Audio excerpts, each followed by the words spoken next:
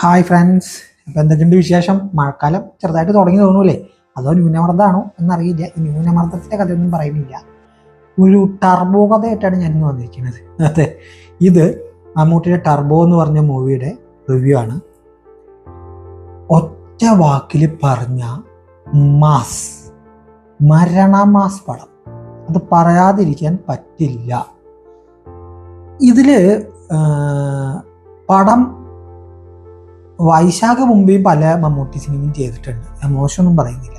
പക്ഷേ മിഥുൻ മാനുവൽ തോമസ് എന്ന റൈറ്ററിൻ്റെ ഇൻഫ്ലുവൻസ് ഈ മൂവിയിൽ എൻറ്റയറായിട്ട് കാണാൻ പറ്റും. പിന്നെ ഈ മൂവിയുടെ ക്ലൈമാക്സ്, ഈ മൂവിക്ക് ക്ലൈമാക്സ് ഉണ്ടോ?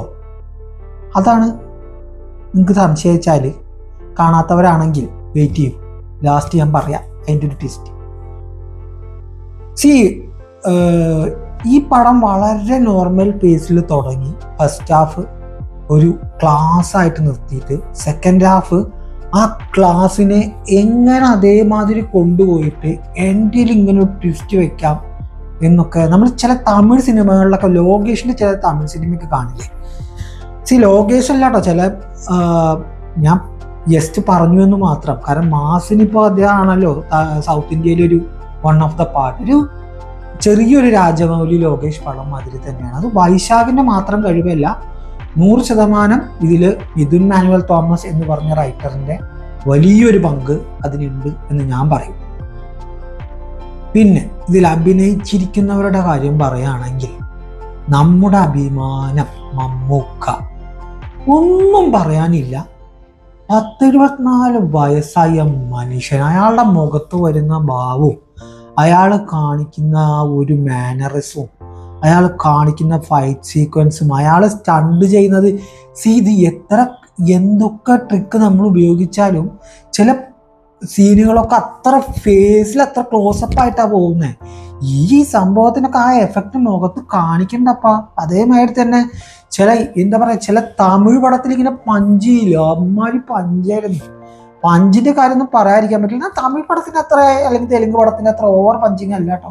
അദ്ദേഹം ഇടിക്കുന്ന ഇടിയാണെന്ന് നമുക്ക് തോന്നിപ്പോകുന്ന ഒരു തരം പഞ്ചായത്ത്. നല്ല, അത് പറയാതിരിക്കാൻ വയ്യ. Theatre was full. ആദ്യത്തെ ദിവസം ഞാൻ രണ്ടാമത്തെ ഷോയാണ് ഇവിടെ കണ്ടത്, ലാൽ സിനിപ്ലക്സിൽ. ലാൽ സിനിപ്ലക്സിന്റെ കുറച്ച് വീഡിയോസ് ഞാൻ നിങ്ങൾക്ക് ഇതിന്റെ ഇടയിൽ എവിടെയെങ്കിലും ഇട്ട് വയ്ക്കാം.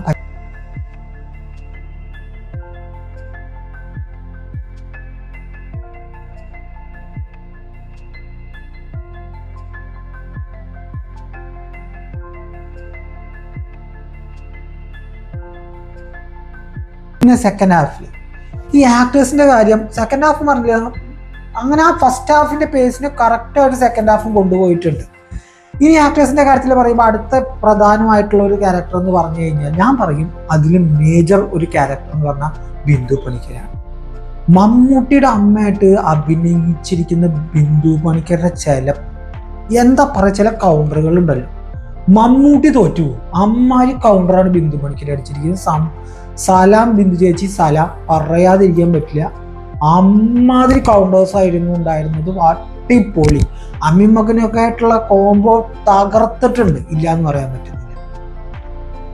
പിന്നെ ആ ലേഡി 2 ക്യാരക്ടേഴ്സ് ഓക്കെ, ആ സിനിമയ്ക്ക് എന്താ ആവശ്യമോ അതിനനുസരിച്ച് പോയിട്ടുണ്ട് ഹീറോയിൻ, അത്രേ ഞാൻ പറയുന്നുള്ളൂ. പിന്നെ ഇതിലെ mass Raj B Shetty is like ഒരു എന്താ വില്ലത്തരം എന്നൊക്കെ നമുക്കിങ്ങനെ കാണാൻ പറ്റും. ഒരു പ്രത്യേക തരം വില്ലത്തരം. ഞാൻ പറയാം, തെലുങ്ക് സിനിമയിലും തമിഴ് സിനിമയിലൊക്കെ കാണാൻ ചില വില്ലത്തരമില്ല, ഒരു ക്ലാസ്, ഒരു ലെവലിന് മേലെയുള്ള ഒരു സൈക്കോ വില്ലത്തരം. ആ വില്ലൻ അത്ര ഡെപ്തായിട്ട് അഭിനയിച്ചിരിക്കുന്ന കാരണമാണ് ഹീറോ അതിൻ്റെ മേലെ കയറി നിൽക്കുന്നത്. വില്ലൻ 1 അടിക്കുമ്പോൾ ഹീറോ 2 അടിക്കുകയാണ്. അപ്പോൾ അങ്ങനെ കയറ്റി അടിക്കാനും സ്ക്രീൻ പ്ലേ ഉണ്ടല്ലോ, എൻ്റെ പൊന്നു പറയാതിരിക്കാൻ പറ്റില്ല. വമ്പൻ സ്ക്രീൻ പ്ലേ. വില്ലനും ഹീറോനെ ഒരു തരത്തിലും കുറയാത്ത രീതിയിൽ 2 പേർക്ക് ഈക്വൽ കൊടുത്തിട്ട് നായകൻ പ്രതിനായകൻ എന്ന് നമുക്കിതിൽ ശരിക്കും പറയാം. അങ്ങനെ ഒരു വില്ലത്തരം കാണിച്ചിട്ടുണ്ട് ഇതിൽ. Very good. രാജ്ബി ഷെട്ടി പ്രത്യേകിച്ചൊന്നും ഞാൻ പറയേണ്ട കാര്യമില്ല, അടിപൊളി ആക്ടറാണ്. അദ്ദേഹം കസറിയിട്ടുണ്ട് സിനിമയിൽ.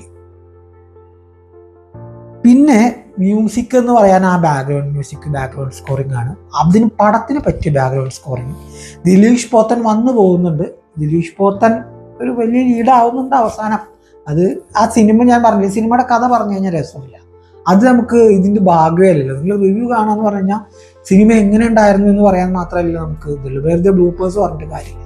പക്ഷെ ഒരു കാര്യം ഞാൻ പറയാം,